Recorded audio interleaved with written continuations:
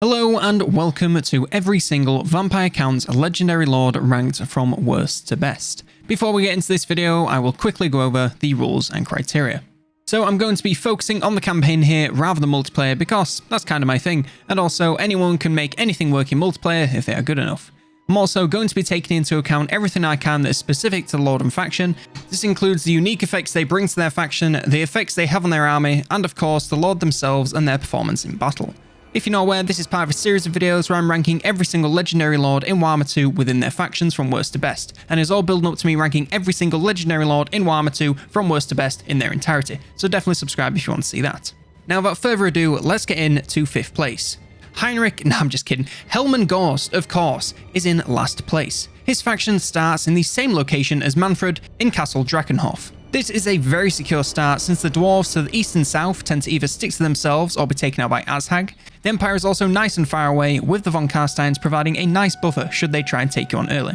And finally, you also have easy access to expansion in the form of the Tempelhofs, which then set you up to start taking on some of the Empire factions once you have momentum. For HELMAN's faction mechanics, he brings 20% casualty replenishment rate, plus 3 recruit rank for corpse carts, 20% research rate, and a bounce spell of Lesser Raised Dead for all corpse cart and mortis engine units.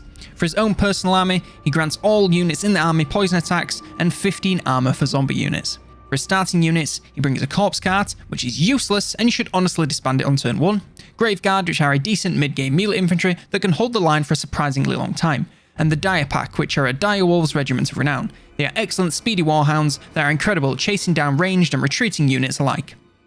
In battle, HELMAN himself is primarily a spellcaster with extremely limited combat abilities, even with that poison damage. Keep him on the back whenever possible, casting spells to help rather than getting more involved. He of course has access to Lore of the Vampires, but his Raised Dead can summon Graveguard, so it's just a tiny bit better. He has just the one mount of a corpse cart, which, you know, it's a corpse cart. It provides nice buffs for nearby units, but has next to no combat use. Finally, all his items and abilities grant him regeneration, buffs for his units, and more winds of magic. Now for the reasoning for his rank. Do I really need to go over this? GHORST has been the laughingstock of the Vampire Counts since he was added, and it's for good reason. Not only is he named after mayonnaise, he is also just a totally pointless lord, because of his strange fascination with corpse carts. He starts with them, buffs them, and even gets on one himself, and all of them suck if you want to actually do some damage. His starting location is actually the best in the vampires, but why choose him when you could have MANFRED? The faction effects are either corpse cart related or not very impactful. His poison for all units in his army is pretty balling, but then armor for zombies is just strange. He's the weakest fighter in the pack and has the worst mount. Please, just pick someone else. He's not worth it. Coming in 4th place, we have HEINRICH KEMMLER. That's going to make some people angry. His faction has easily the worst starting location for the vampires. He starts surrounded by Bretonnians and Reichland just next door, which means as soon as they stop tolerating your existence, you will not be long for this world. The only nearby possible allies will be the Greenskins, and we all know they will either get wiped out or keep to themselves in this area of the map. You could also try and get the Red Duke on your side, but he's not really going to do much since he's too busy getting beaten up by Bretonnia. For his faction mechanics, he brings the suitable climate of mountains, plus 30 relations with chaos, and minus 50% to upkeep for necromancer heroes. As for Heinrich's personal army, he grants immunity to non-vampire count territory attrition, and plus 2 recruit rank for necromancers locally. For his starting units, he brings Hex Wraiths, which are an ethereal cavalry that deal magical, fire, and armor-piercing damage, and are great for sending in when there is no magic damage in sight.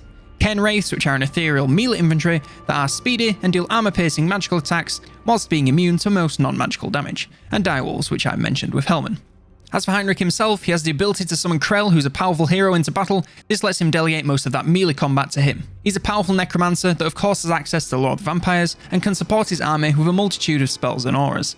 He is definitely not the best battler in the world due to his very low armor, but once you get some regeneration stacked on him, he is decent for some light battling. Once he gets on his mount, he becomes much more mobile and also able to engage in some light charging combat, but his main use should always be support.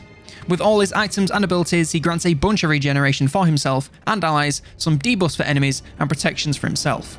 And now for the reasons for his rank. At first glance, you may think that HEINRICH is worse than HELMAN since he has the worst starting location of the bunch, but that simply isn't true. Despite his starting location, he actually has a better time due to all his other effects. The cost reduction for necromancers is super useful, especially if you put them in all your armies like I do. The immunity to non-vampire attrition is brilliant for expeditions when you're away from your own land, which happens pretty much all the time you're expanding. Now, while he may not be the best battler in the world, he doesn't have to do it by himself, since he can summon Krell, a fantastic fighter, to do all that dirty work for him. Now we come to third place, and I feel like this one is going to be a little bit of a surprise. We have Manfred von CARSTEIN. His faction starts in the exact same place as HELMAN in Castle Drakenhof in eastern Sylvania. For his faction effects, he grants plus 10% to campaign move range, and minus 15% upkeep, and plus 2 recruit rank for Graveguard and Black Knight units, and he also starts with 1 Blood Kiss. For his personal army, he grants 10 leadership when fighting men, and plus 30 to the Winds of Magic reserve. For his starting units, he brings a Vargulf, which is a single entity ground monster that specialises in taking on infantry of every kind. Fellbats, which are a very weak early game flying unit that are decent for blitzing enemy ranged units. And Crypt Ghouls, which are an early game damaging melee infantry with decent speed and poison attacks. Manfred himself is a powerful fighter with excellent toughness and melee stats. He also has access to 2 whole laws of magic in the form of the Vampires and Death, which are both exceptional and allow him to do a lot of damage and healing. He has a decent choice of mounts, especially the Zombie Dragon, which gives him flight, so a load of mobility and damage there. He also causes fear, as all vampire units do, which is a constant drain on nearby enemies. All items and abilities grant him a bunch of regeneration and even more Winds of Magic. Now for the reasoning for his rank. I go back and forth on who I actually think is in these top 3 places, and chances are once this video is out, I'll probably have a different choice, but this time I'm putting Manfred below both the von CARSTEINs, but I will say he's the easiest, so if you've never played Vampires or Warhammer 2 before, he's definitely the one for you. He has the best style location and these strong, simple faction effects that you will always get value out of. His army effects are again simple but super useful to use, since you will always need magic and will almost always be fighting men. Manfred is also a brilliant all-around fighter with great damage in melee combat as well as exceptional magical abilities. But if you know what you're doing in the game, you can definitely get more out of the next 2. Coming in at second place, we have Isabella von CARSTEIN. Her faction starts out at Swartzhaven, which is just to the west of Castle Drakenhof and a little bit closer to the Empire. This is still a fairly secure start, since the Empire leaves you alone for a while and you can hijack the Vampire Count's Tempelhof Ore to score some easy early territory and box Manfred in for a quick confederation. Once that's done with, the weaker Empire factions are yours for the taking, allowing you to expand in a relatively secure faction. For their faction mechanics, they are granted a unique building chain in Castle Drakenhof, which provides buffs and bonuses for vampire heroes. She also grants plus 3 to hero capacity for vampires and plus 25% to weapon strength for embedded vampire heroes. For a personal army, she grants 10 melee attack and defense for embedded vampire heroes. And her starting units are 2 Crypt Ghouls, which I explained with Manfred, and a unit of Black Knights, which are an early game sword cav, which are great for harassing ranged troops. In battle, Isabella gains 15 melee attack and defense when fighting alongside Vlad, and she's an excellent fighter, with decent armor and damage along with access to the lore of the vampires, meaning she can wreck shop on the front lines whilst casting to cause or undo damage elsewhere. She has 2 mounts, and the Hellsteed gets her the ability to fly, which allows her to be anywhere on the field to attack or cast spells pretty much as soon as you need her. And with all her items and abilities, she's granted regeneration and debuffs for her enemies. Now for the reasoning for her rank. Despite my desire to simp for the Vampire Waifu Queen, I couldn't quite give it to her, and it was really close. The faction obviously doesn't start in Castle Drakenhof, but they still get started pretty quickly and can federate or invade for that settlement in record time anyway. Her faction effects are brilliant if you like stacking a bunch of heroes into your armies, which I don't really like to do since it ends up being a little bit cheesy and looks a bit stupid. Even without this, you will always get value, though not quite as much. Her army effects are basically just extensions of her hero focus, so again, great if you spam them, but if not, then it's just so-so.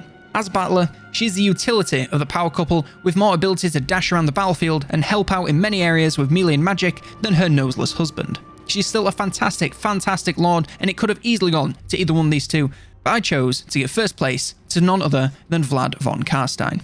His faction, of course, starts out in the same location as Isabella, which is in Swartzhaven, just to the west of Drakenhof. His faction mechanics also allow him to build that unique building chain in Castle Drakenhof, which provides buffs and bonuses for those vampire heroes. He gains 10% campaign move range for all characters, and starts with 1 Blood Kiss. For his personal army, he grants Vanguard deployment to every single unit, and his starting units are Fellbats, which I explained with Manfred, Blood Knights, which are the pinnacle of Vampire Count shock cavalry that will shatter lesser infantry in a single charge, and Vargeists, which are a mid-game flying unit that are excellent at taking out enemy ranged and even decent once they come back to help with the melee lines. As for Vlad himself, he's a siege attacker, so no need for battering rams since Vlad can just wheel on it himself. And of course, he also gains 15 melee attack and defense when fighting alongside his waifu Isabella. He's a top tier battler who can honestly go toe to toe with any other footlord and more often than not come out on top. He has no mounts, but outstanding damage and melee stats, along with the lore of the vampires, makes him incredible. Finally, with all his items and abilities, he's granted more buffs for himself and debuffs for his enemies. Now, the reason for his rank, I'm not really sure this will come as a surprise to many of you that I put Vlad in number 1. I love this guy, and I make no effort to hide it. He starts in the same place as Isabella, so while it may not be the best, it's really nowhere near the worst either. His faction effects always get value no matter what you do, and assist you from turn 1 right up until the end. His battle effect is also super duper strong for a rush-based army like the vampire counts, as your entire force can be up and on the enemy before they can do anything to react. He's also up there for greatest battler in the game. Throw him in somewhere, and whether it's a lord, hero, or giant clump of enemies, he will do great. Once he's fully decked out, there is very little that can stop him. I should also mention that you can recruit both Vlad and Isabella on turn 1 depending on which one you're playing as, so you can get them both roaming around as a power couple from turn 1. And there we go, that concludes my personal ranking on every single vampire lord ranked from worst to best. If you disagree with my ranking, then be sure to let me know down in the comments. I'd like to thank you so very much for watching this video. Be sure to like it if you did, and if you want to see more content like this, then be sure to subscribe. I'm posting new videos every single week. I'd like to take this time to thank all supporters of the channel, in particular Kobe Said So, Nifty Norm, for their fantastic support of the Inclining Ones tier. One more time, thank you so very much for watching, and for now, I've been Colonel Damneders, and I will see you next turn.